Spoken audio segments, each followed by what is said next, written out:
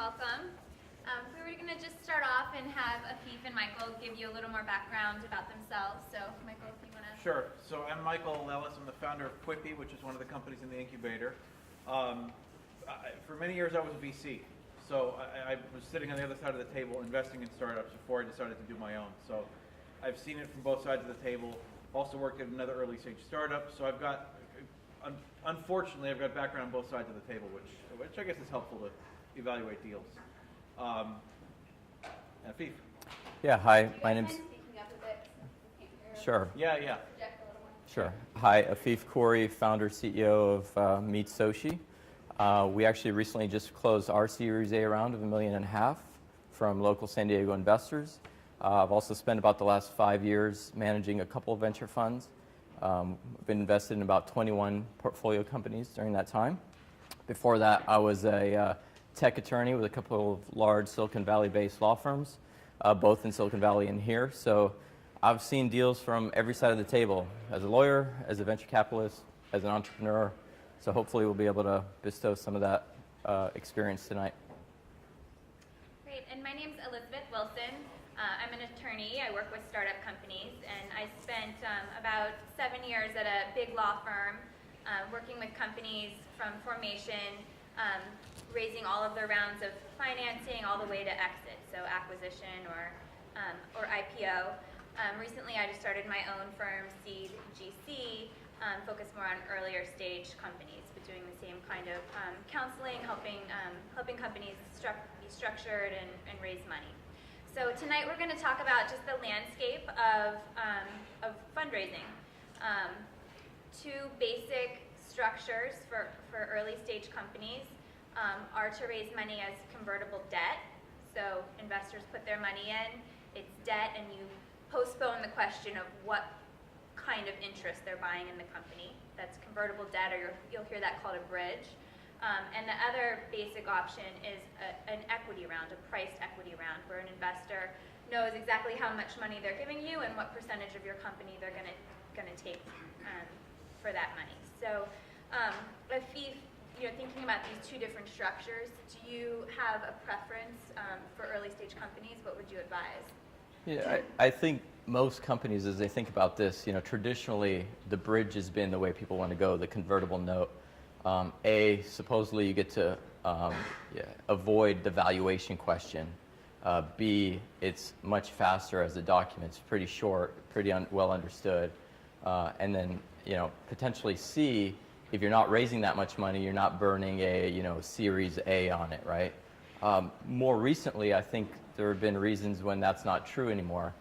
First of all, there's now this thing called Series Seed, so if you're not raising a lot of money, you can burn that, if you will.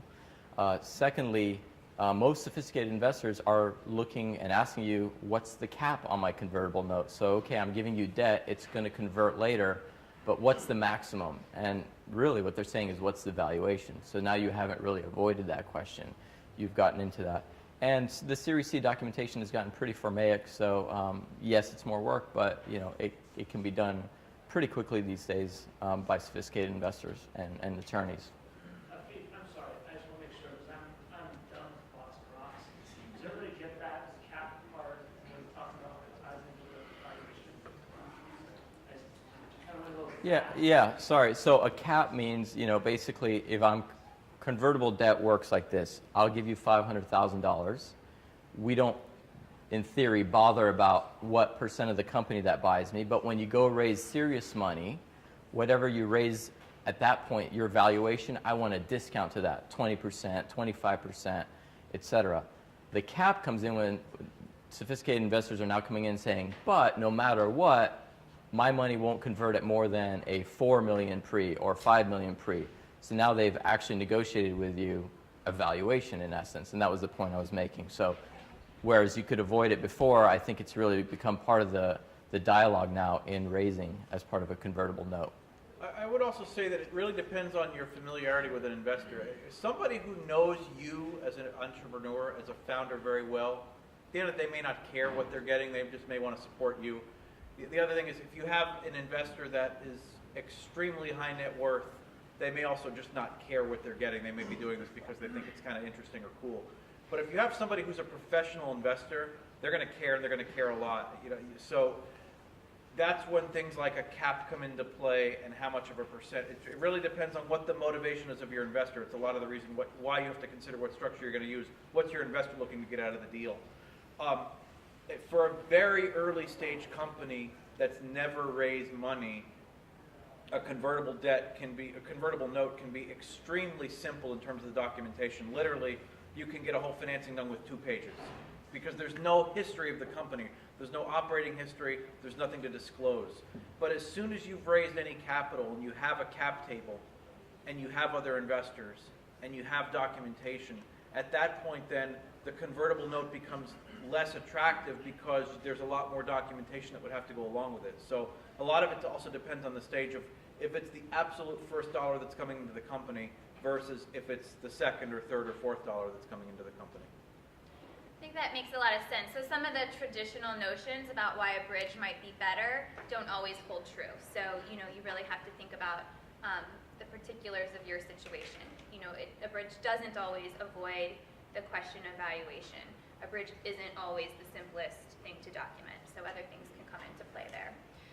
And then when we're talking about this cap and, effectively negotiating a price, even though you're doing a bridge round, Michael, can you talk to us about how that might impact negotiations later with future investors? So a cap, as Afif said, a cap basically says when you raise your next round of money, that the cap means that if I as a note holder, I am not going to get a valuation higher than the cap. So let's say you raise $500,000 from an investor and you have an $8 million cap.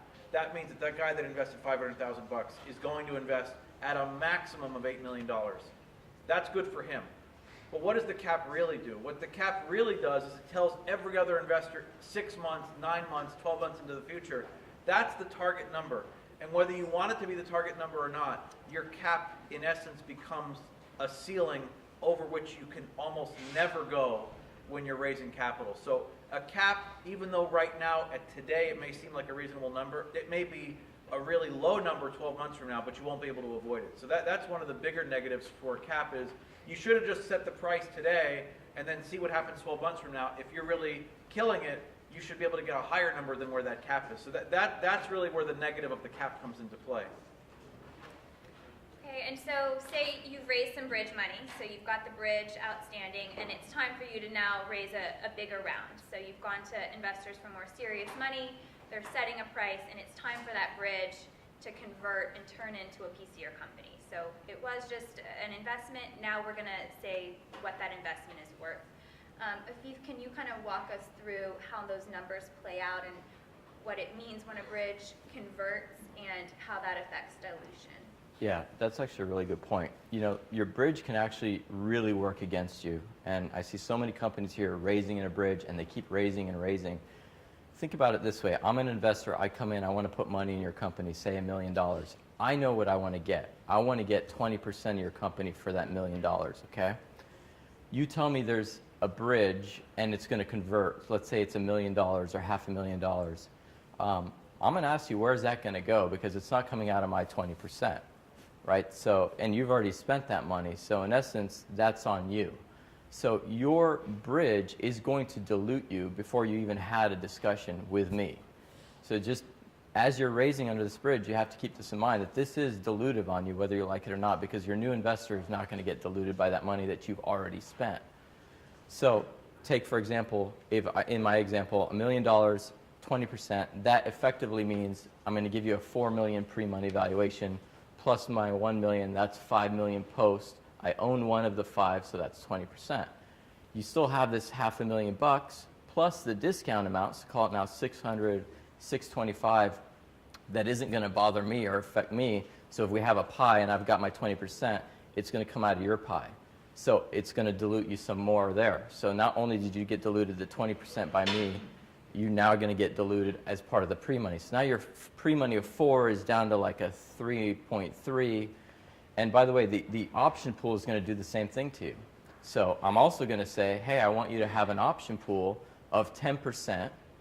And that's also not going to dilute me because, again, I want 20%. So now there's another piece out of your side. So, the thing to remember here is, you didn't get away with anything with the note. It's now part of your fabric of your company. You're going to have to own it. So when you negotiate the valuation, just know that and start the negotiation higher so you can end up at that, 4 million number and keep 80%. If you start at 4 million, you give me my 20, you're not getting 80. You're going to end up getting something closer to 60. And there's going to be that other 20 that you got diluted by. And that was probably hard to follow, but if anyone talk afterwards, we can jot it out. Just trust me, it's really something to keep your eye on. And yeah, if you haven't crunched all the numbers in your head, the point is really just that a 4 million valuation might not really be a 4 million valuation. There's other factors that go into that, and make sure you've worked through that math and really understand what's happening. Don't focus on that valuation number, because there are other things that go into that determine how much you're going to get diluted by the financing. As we're talking about valuation, and of course everyone's instinct is to negotiate for the highest valuation possible. Michael, you have some thoughts on why that might not always be the best idea. Yeah, so the conventional wisdom is negotiate the best deal you can, get the absolute highest valuation. The issue comes in, if you negotiate a valuation which is too high, and what do I mean by that? You can negotiate a valuation that is too high for the stage at which you're at today. Why is that bad? Well, it may not be bad. It may be outstanding for you because you just gave up less of the company.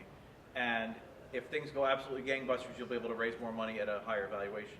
But if things kind of bounce along, and that's very common for startups where you don't hit all your milestones right away, you raise money up here for the first round of capital, then you're going out and raising money again, and then all of a sudden, well, wait a minute, you're not really worth that number that you raised the last round. You're not even worth close to that. The market's going to tell you that. So where does that put you in? That puts you in a situation where you're raising a down round. What a down round means is you're raising money now at a lower valuation than you did last time. Nobody likes that, not the founders, not the employees, not the existing investors. So you can get yourself in a situation where you paint yourself into a corner if you raise money from what's a kind way to put it? If you raise money from a not very experienced investor who's willing to give you a very big number, you can set yourself up for failure with more experienced investors down the line that would not expect to pay a price of that. So just be careful when you're raising money from somebody who's not an experienced startup investor, who's willing to pay a price that nobody else is. There are pitfalls, and it can set you up for failure down the road. Can I add to that? So the other part of that, and that is very true, is remember, your investors coming in to make money, and usually they have a multiple of that money that they've got in their mind. It could be a 5x, a 10x, a 20x. You want to exit, and in a lot of cases, maybe at a lesser amount than what they want to. So you get this great valuation, but your investor wants that 10x. So what's that exit number have to be? So now you get a pretty reasonable offer to get acquired, but it's nowhere near the 10x of that really large valuation. And your investor, who you set this expectation with, is going to say, of course we're not going to accept that, right? That's only a 2x on my money. And you're going to potentially be forced to pass on a deal that may have otherwise been, who knows, a life changer for you. So it's really important to be smart, not greedy. What's the statement? Pigs get fat, hogs get slaughtered. Just don't be a hog. Okay, and now that we're kind of talking a little more about priced rounds and investors coming in and getting a percent of the company, Michael, talk to us a little about what that means. What are they buying? What kind of stock or what kind of interest do they get? Sure. So there's two classes of stock. So there's two types of stock in a company. There's common stock and there's preferred stock. What you all have as founders is common stock. What investors that bring capital to the table generally will receive is preferred stock. What's the difference? Well, first of all, should you be selling preferred stock or common stock? Anybody who's experienced in doing startup technology investing is going to insist on getting preferred shares. Why do they want preferred shares? Because preferred shareholders get their money out first on an eventual sale of the company. So I'll give you a scenario. If you have a company and you raise $1 million of funding in preferred shares, and the company kind of bounces along, and you realize after a few years, you know what, we should just sell this. We're never going to be a big company. I want to sell this for $500,000. What do you as a common shareholder get? You get zero. Your preferred shareholders get every single dime of that because they put in the first $1 million. There are other scenarios where a preferred shareholder will come in and say, I'm going to invest $5 million in this company, but I want additional protection for my preferred shares. I want to have what's called a liquidation preference, and I want to have 2x a liquidation preference. Let me explain what that means. That means if they're going to invest $5 million, that the hurdle by which you have to clear when you sell the company is now $10 million because it's 2x the $5 million. So what does that mean? Let's say, again, you went out and you raised $5 million. You have a better result than the last time, and you decide you want to sell the company for $8 million. You only raised 5, so you figure, okay, I only raised 5, now the company's worth 8. Well, what do you get? Again, you get 0 because the existing investor has a 2x liquidation preference. That means for the first $10 million, the preferred shareholder will get everything. So the difference between preferred shares and common shares is extremely important on an exit, which is not an absolute home run. And while we all hear about WhatsApp and we all hear about the huge success stories, the fact is most exits don't happen at those multiples. Most exits happen, I would say, in 50 million or under, 25 million or under. So it's a really important term to understand.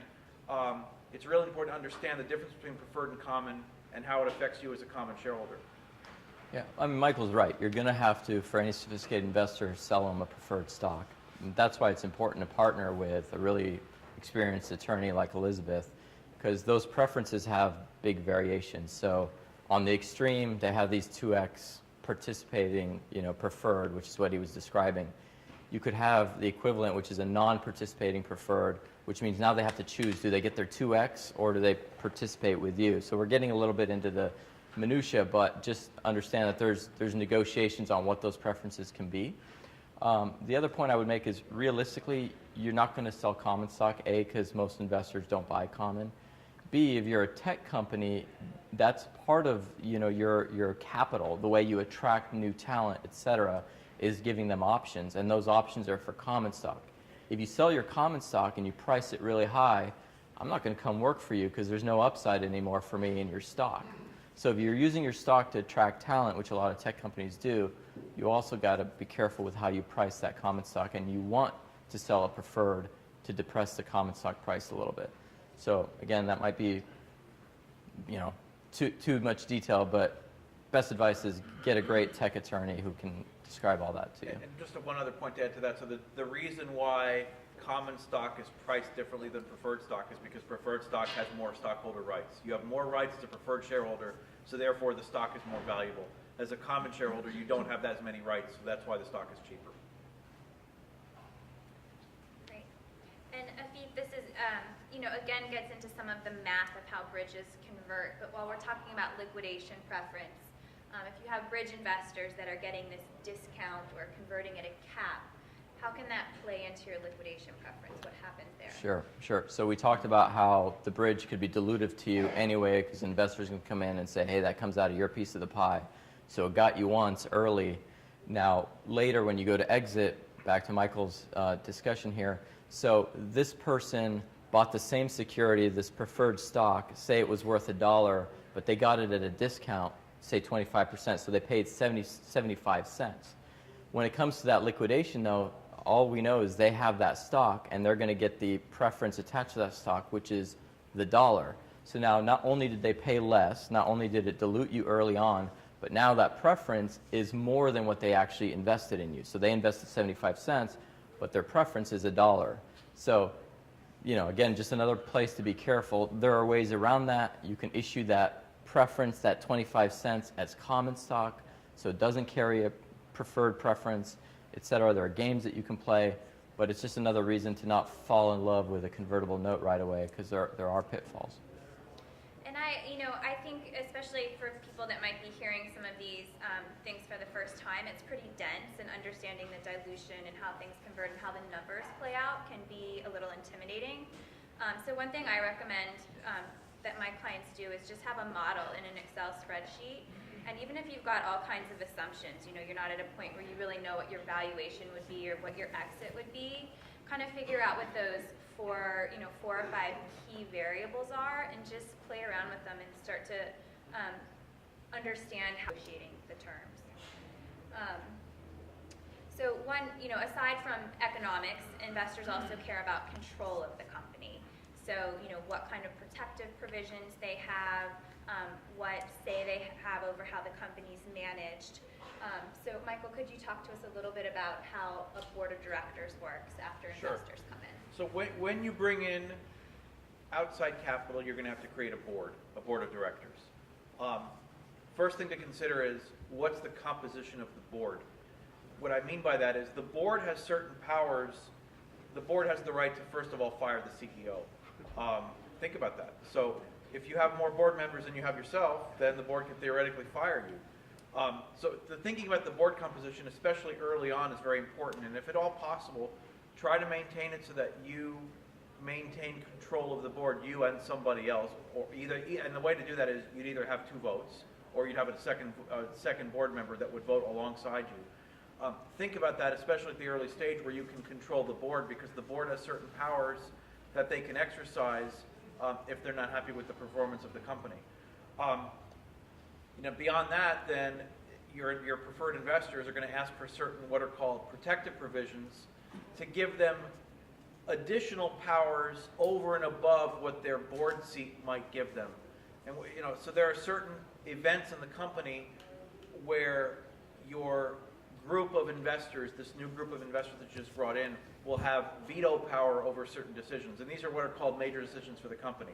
Selling the company, merging the company with somebody else, raising additional capital, issuing new employee stock options. Basically, anything that's going to affect the ownership position of an investor is something that the investor is going to ask you to have additional control or additional veto power over those decisions. And so, again, as Afif said, there are ways around some of these issues, and there's ways to water down some of those provisions, but be prepared that as soon as you bring on capital, you're going to be giving up some element of control in the company. Yeah, and if you're going to do that, so we mentioned 2 kinds of control, board and stockholder. And frankly, you'd rather, the difference is at the board level, they have to act reasonably. There are these things called fiduciary duties. By law, they have to do what's in the best interest of the company and the stockholders. As a stockholder, they can be as selfish as they want to be. So a lot of times, investors may not care that they just want a seat at the board, but they're going to have a string of protective provisions because they get to stop you from doing everything and control you that way. So on the protective provisions, how you're going to have to give them to them, but how you do it is you say, okay, you have a say in this in the following manner. So long as it's approved by the board, including your director, then we can do it. So now you gave him that veto right, but you gave it to him at the director level. And what that changed the game for, on him is that you attached a fiduciary duty to it and didn't just allow him to go and, act as a greedy investor. So again, that gets into nuances, but there is a difference between having those same blocking rights or voting rights as a director versus as a stockholder. Okay, and likely, when investors come in, you're going to give up some, some element of control. What can you do to protect yourself as a founder? Just thinking, not even about the company at large, but just you as an individual. What kind of things do you want in place to protect yourself? You have to think about, you're going to give up some control. How do you protect yourself in the event that you're no longer involved with the company? So you should think about things like, what is your vesting? Vesting. So that most people will think about vesting in terms of you issue stock options to an employee and they vest over 3 to 4 or 5 years. You also, as a founder, have a vesting period. And what that means is the stock that you own, you don't really own because you have to be committed to the company for a certain amount of time before you would actually vest. So why is that important? Well, if you get in a really terrible situation where the board wants to get rid of you and you haven't vested enough of your equity, you could walk away, A, being fired, and B, having very little ownership in the company that you started. What are some ways around that? You can put certain triggers in place such that a protection for you that if you are fired, you get a severance package, some sort of a cash compensation for severance, and you also have acceleration on the vesting of your equity so that if you do get fired, you still walk away with some ownership position in the company that compensates you for all the hard work you put in. Again, there are lots of different ways to kind of navigate this, but it's really important to make sure that you're protected as a founder once you bring in outside equity and outside dollars, to make sure that you don't walk away empty-handed, not by choice. Yeah, I think, so vesting can cut against you, it can cut with you. It's very important to have it. Here's two more scenarios why you have to have it. A, for your co-founders. So you and your buddy get together, you have this great idea, you start going down the path, hey, we're 50-50, let's say you don't vest, and 3 months into it, he stops showing up. Guess what? He owns half your company, he's not doing anything, and you have no recourse. So it's also really important that you have vesting for that scenario where somebody stops doing what they're supposed to do. The other thing is, look, as an investor, if you don't have vesting, one of two things is going to happen.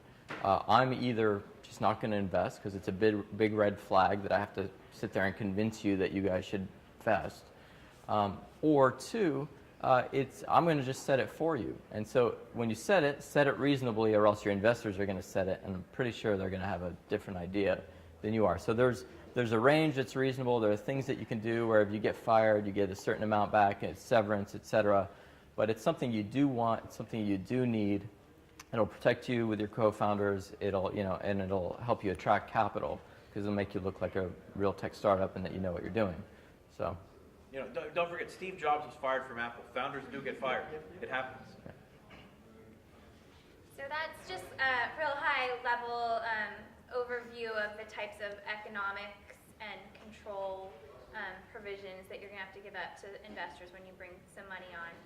Before we open it up for questions, I know, Afif, you mentioned that your company just raised some money from San Diego investors. Can you talk to us a little bit about the San Diego landscape and raising money here and what tech looks like in San Diego? Sure. I mean, you're looking at it, right? Look at all these bright people that are part of this. I mean, Forbes recently came out and talked about how San Diego's the top, tech hub, a place to start a great company. We all hear about Silicon Valley, but the truth is there's a lot of wealth here. There's a lot of great companies, Qualcomm, Sony, Intuit, HP, they all have campuses here. There's a lot of talent and growth, great universities. This is a fantastic place to start a company. The investors are here. There's a lot of exits. Every one of my investors had their own exit in the last 12 months. And by the way, that's a great way to raise money. Go find the guys that recently exited. Okay, they have money to burn. And then, over time, what does that create? It creates an ecosystem, more jobs, more people interested in moving here. So don't take your company and run to the valley. There's a lot of companies there that are like you. There's a lot of competition. There's plenty of talent here. There is capital here. It may not always come in the form of a big venture fund, but there's a lot of community members that are definitely getting involved. Yeah, I would agree. I mean, like Afif, I also spent many years in Silicon Valley and came back here to start my company. So don't assume that you have to go eventually run up to the valley to make your company grow. There's plenty of capital here.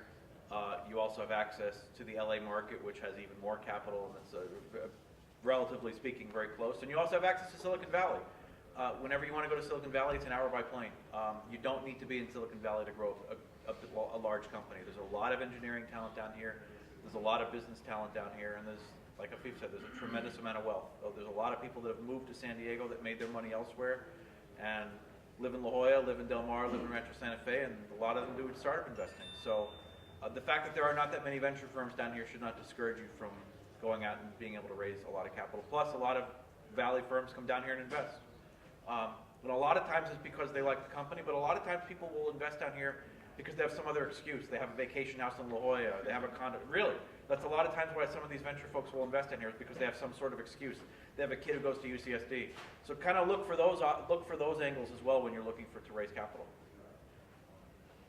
Great. So let's just open it up. Any questions for our speakers here? Yeah, so what's the effect, if any, of revenue on either raising an initial series, raising convertible debt? Where does that play, if anywhere? Well, in general, it should help you if you have revenue. The downside is once you have revenue, you can start getting measured on what your revenue is. So there's an expectation that you're going to be performing every single month and growing that every single month. There's a school of thought in some sectors, social media being one of them, and this is more in Silicon Valley than anywhere else, which is postpone the point at which you're going to start generating revenue as long as possible, because once you start generating revenue, you're going to be measured against it. But I would say in general, having revenue and showing that you have customers for your product can only help you when you're going out and raising capital. Yeah, I would add, first of all, congratulations. Okay, a lot of companies don't even get there. It, it's how you view it, and it depends on your space and your company. What are your milestones? What are the things that you need to achieve? Some companies just need users, and so they need to burn capital to get that. But revenue can signal that this is a product, people are willing to pay for it, et cetera, and it gives it, you know, a path, right? So it does depend, but it's really important to highlight what Michael said, which is be careful if you end up, you know, having to marry your revenue numbers, then your valuations get based on that, your potential exit gets based on that. So be in control of how you define your company and the story you tell. It's great that you have revenues, it's proof someone wants to pay for something, but if that's not the story you want to tell, don't focus on that. It's just kind of, you know, I think you have to really spin it in some ways.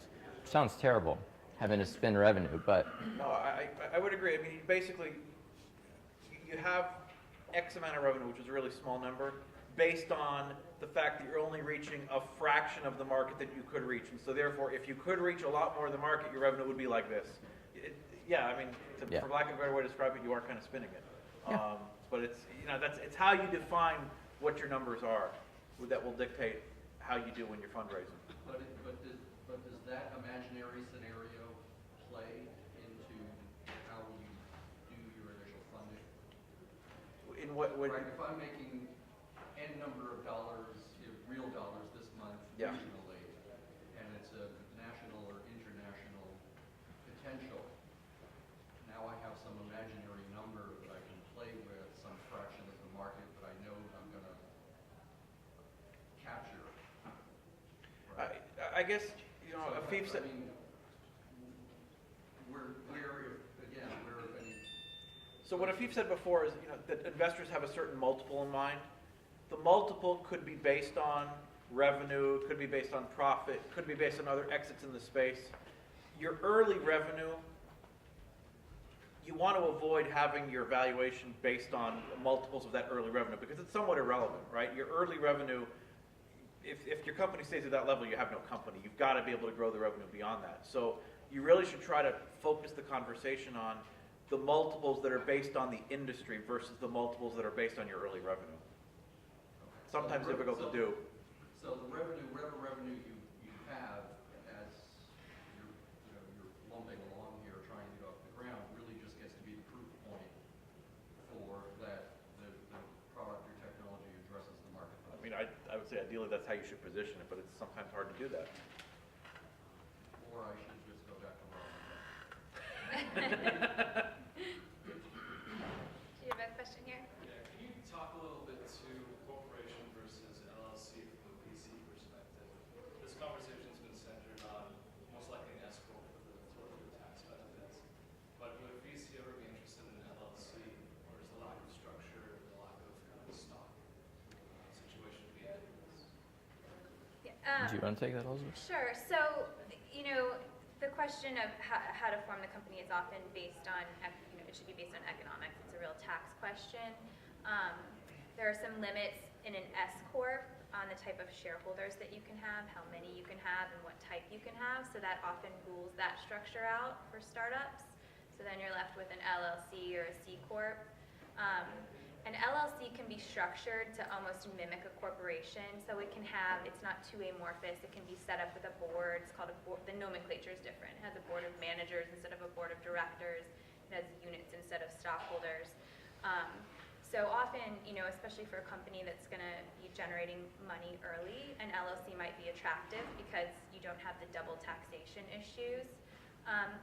Venture capitalists, I think, have warmed up to investing into LLCs, although some are still structured in a way that won't let them do that. They have to set up a more complex structure to be able to invest into an LLC, and so they shy away from that. If a company's not planning to, you know, have a dime of profit until it sells, then, you know, double taxation isn't a problem, and so a C corp is more familiar to the investors, and they might choose that route. Yeah, I mean, I would just add, you know, your goal when you're structuring the company should be to eliminate future questions, and most investors are going to expect to invest in a C corp. That is the plain vanilla structure that 99% of Silicon Valley companies are based on as a C corp. So, while there are certain advantages to doing an LLC, it's just going to raise red flags unnecessarily in most cases. So, if you intend to raise institutional capital, you should only do, my opinion would be you should only do a C Corp.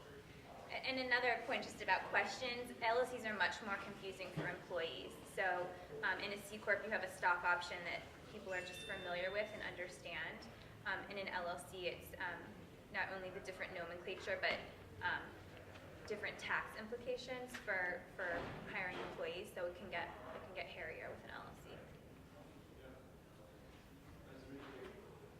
Is it difficult to change an LLC to a C Corp or an S Corp if you had to?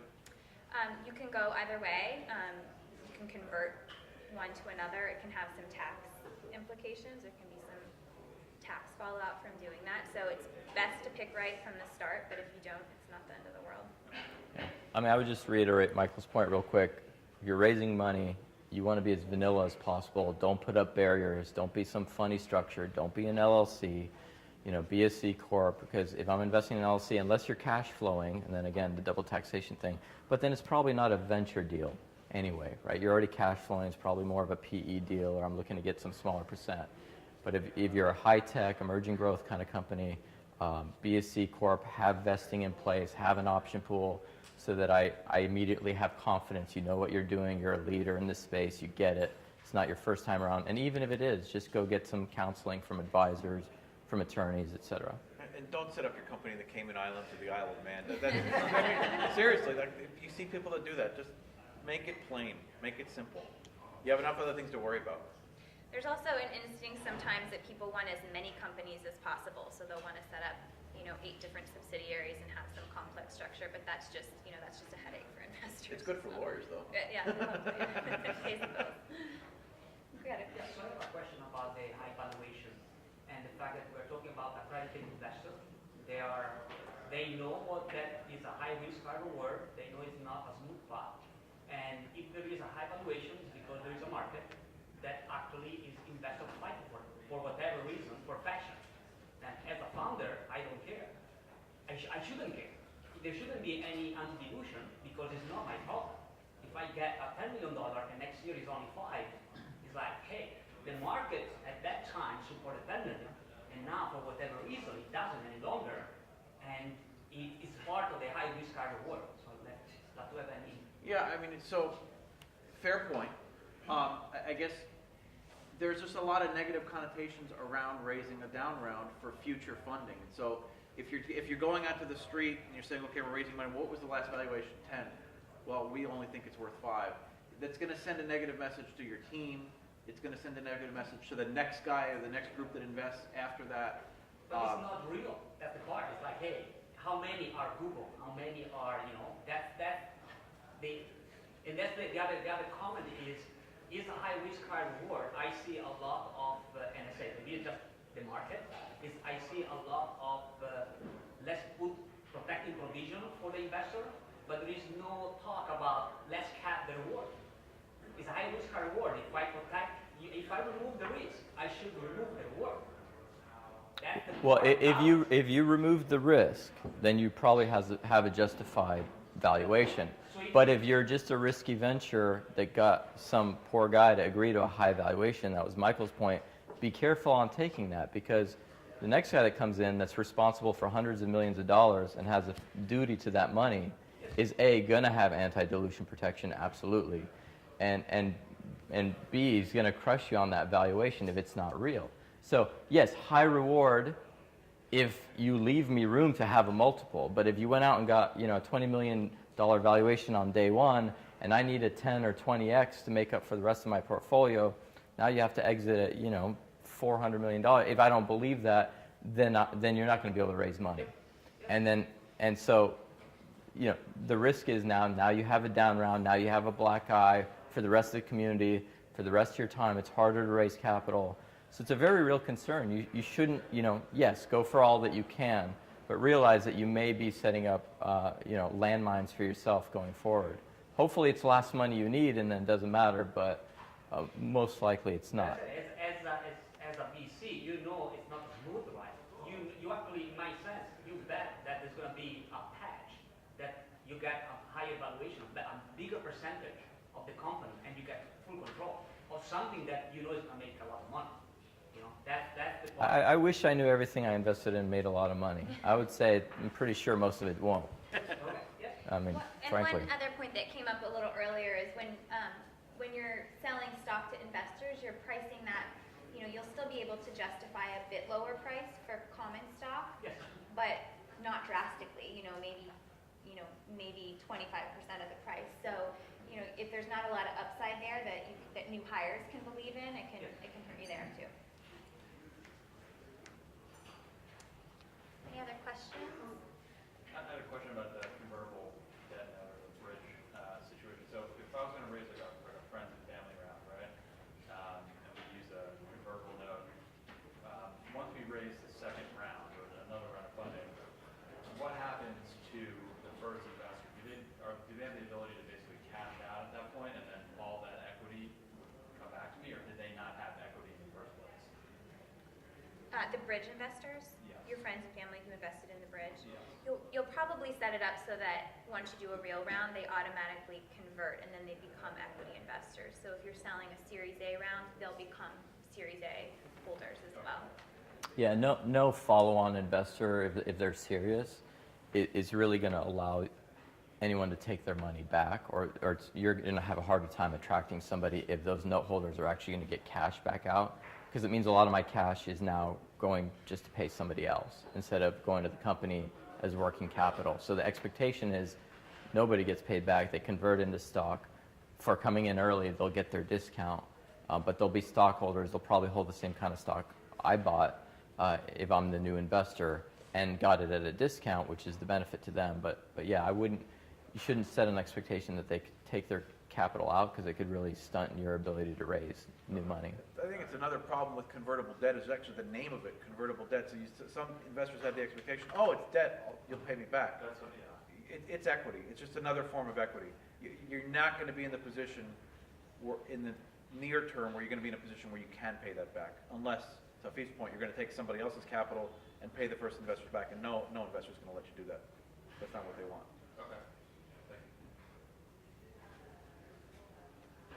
Yeah. Kind of a crazy question. You're test marketing different models of what you want to sell. The investors look at that as revenue, or to set it what you should be making, or can be discerned as slowly test marketing 5 different models. Goes back to the spinning, right? I mean, you're going to tell whatever story is accurate and real and believable. So if you're A/B testing products, that happens all the time, and that's fine. And so you're not marrying revenue numbers necessarily. If you're doing it to make revenue and that's the story, then yeah, you will be judged that way. So I don't know if that answered your question, but I think it's okay. I mean, almost every startup at early stages at the experimentation stage, whether you admit it or not, most of us don't know what we're doing, right? At the early stage, you're trying to figure things out, and investors that are going to invest at this extremely high-risk early stage should understand that. If they think that whatever you put in front of them as a financial model is going to, hey, this is what we're going to do, I mean, we all know that most projections aren't worth the paper they're written on. I have a second part of the question. Do venture capital people really invest in the product or the people? Do they invest in the product or the people? Yeah, that's a great question. Yeah. And a lot of times that goes to stage of the company. Early stage, I'd say it's really people.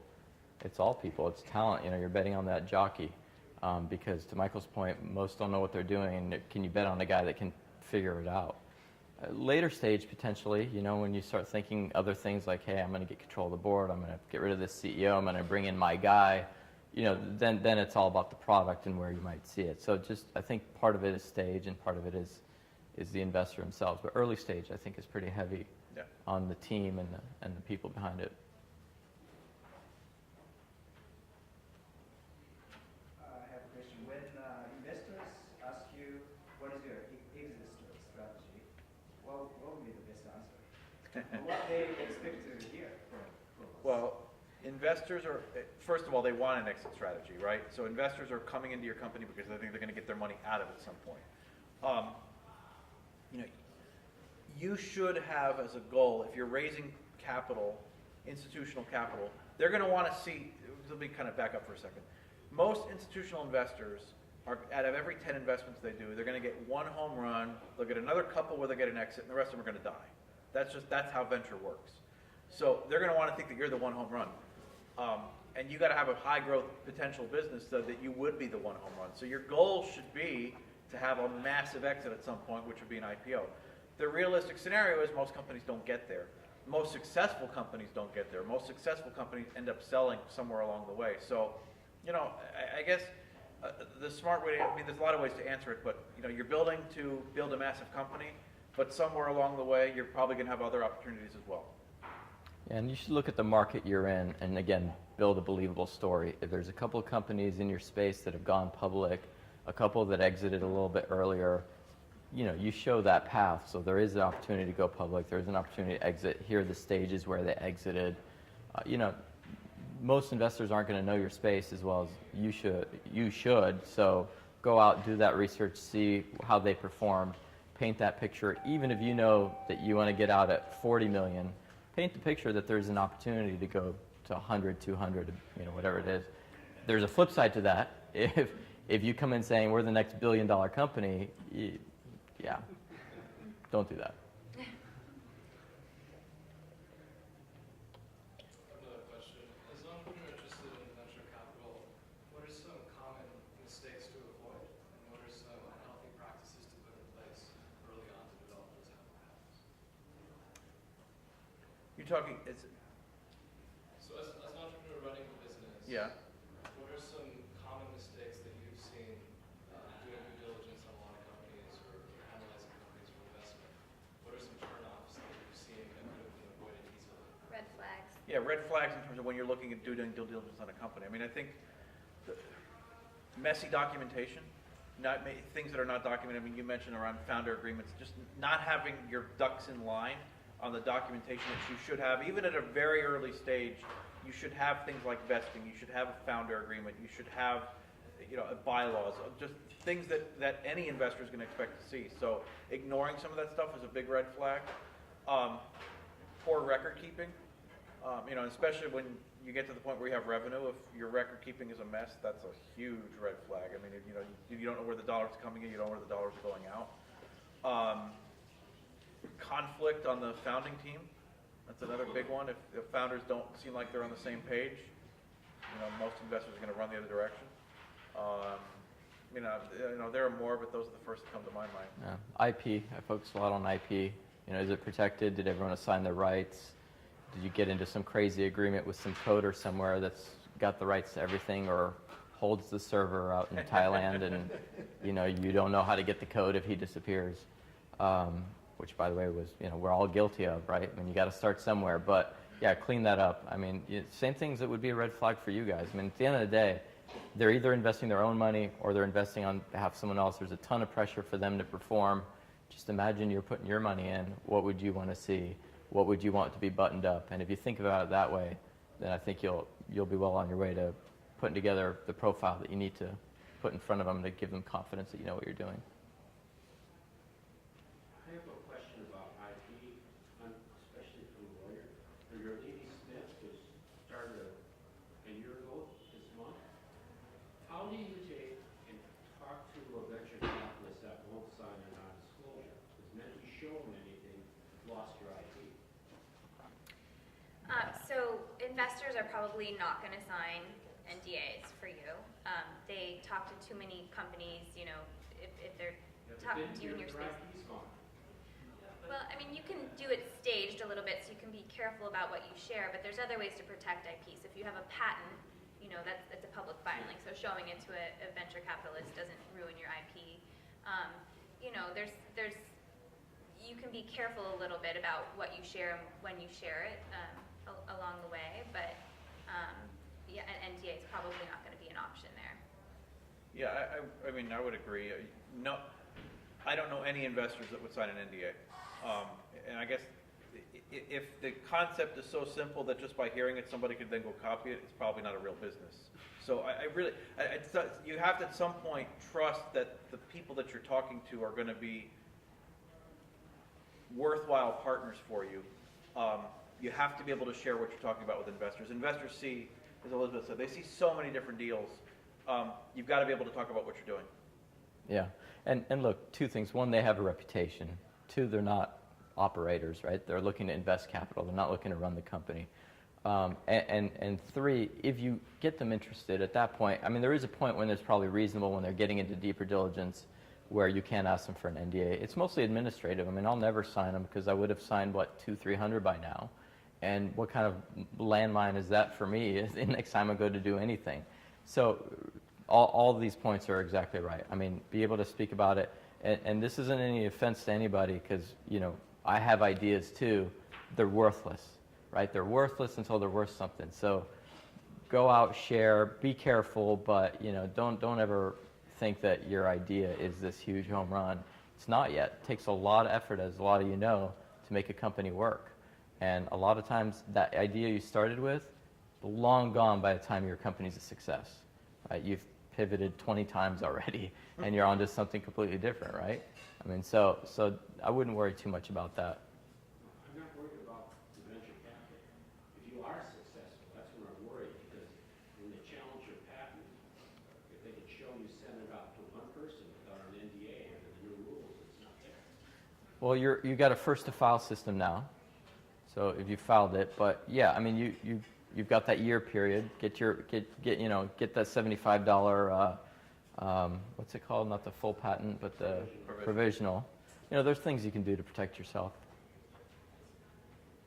Does it really matter in software? I mean, isn't software one of those weird places where you can, maybe if you're lucky, squeeze something out, but you're not going to see any patent in that space? Yeah, so software patents, interesting. Definitely. I mean, across the board, there's all kind of opinions on software. Recently, even the Supreme Court weighed in and kind of, put a little damper on software patents. But it's like anything else. IP is, it's either a weapon or a deterrent or a defense mechanism. It can be a lot of things. It's always good to have it. In certain companies, it's not important to overemphasize it. Software may be one of them. So I think it's always a unique case. But now if we're talking about molecules and compounds, and it's everything. So software is probably more about execution, getting to market, partners, etc. So your point's well taken, but it also doesn't hurt to have it because that buy or build question that acquirers often go through may get swayed by the fact that you have a couple patents in this space. Could you talk a little bit about founder agreements, potentially looking for founders, perhaps with complementary skills, or what are your thoughts on trying to find some early and equitable, reasonable co-founders? More on finding those people, identifying those people, or coming up with deals amongst yourselves? Talk about founder agreements, if you would. I mean, you've got first, before you ever get to the agreement, you've got to be able to trust the people you're getting involved with. There's got to be a certain element of trust before you ever get to the contract part of it. But, you've got to reach the right equitable and fair agreement for based on what the contribution is of the company. That might be 50-50, it might be 2/3, 1/3, it might be 10-90. It's going to depend on the situation. You got to get to that point before you get lawyers involved. I mean, the lawyer should just be papering whatever the handshake agreement is. It's really just comes down to what the contribution is of the co-founder, or 2 or 3 or 4 co-founders versus what your contribution is, and what's going to be fair. It's going to be different for every situation. And there's Yeah, go ahead. two pieces to that. So, what's the split of ownership, and how long are you committing to work to earn into that? So it's not you get 40% and you're gone next month. It's helpful if co-founders have on paper, so that the understanding is on paper that, hey, we're all going to put vesting on ourselves, and these are our relative percentages, assuming that we're sticking around for 3 or 4 years or whatever it is. And what's, from a VC perspective, as they look at a small company, what's the effect Of the vesting? of co-founder agreements, of co-founders versus a single entrepreneur versus a small gaggle? It depends on the team. I mean, if you get a co-founder that has fabulous domain expertise in whatever industry you happen to be in, yeah, it'll help you raise money. you know, if you're the one that has that, maybe it won't help you raise money. I mean, it really just depends on what team you can put together. But stronger teams, having more people that are strong is always better than having less people that are strong. So having more of a team will help you in the future. At the earliest stages, people are going to bet on you. So it's actually, I would say it's actually less critical at the very, very founding stages than it's going to be 6 to 9 months from now. Yeah, and you know, it's like music bands, right? Some bands, every member is important. Maybe Metallica or somebody, right? Some bands like Bon Jovi, it's like that guy, right? And anyone could be around him, nobody cares. That's why it's named after him.